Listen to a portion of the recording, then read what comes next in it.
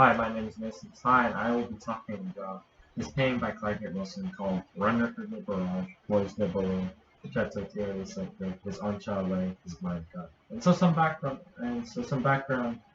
on the painting of Claggett Wilson was he served in the First World War as a commander and was wounded during his time serving with the Marines at the Below Woods.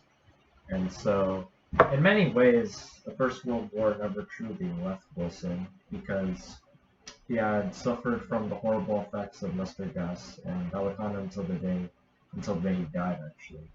And so, in many ways, we can see his view of the war through his painting, in that we can view it through a lens of that war is horrible and war should not be romanticized or war is hell.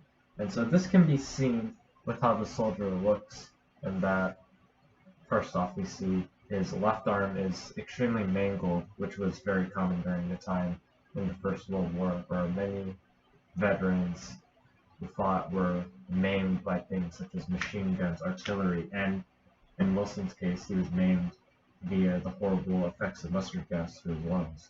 And so we see a visible scar in this case of what war can do to people and how it scars people physically.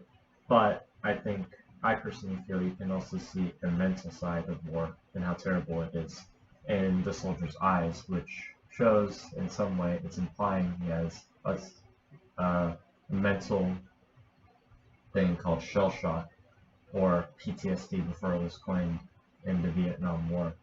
And so it shows that this soldier was scarred mentally as well from the war, and that won't leave him as well. Not only is he scarred physically, but he'll always remember the horrible things he saw in the war.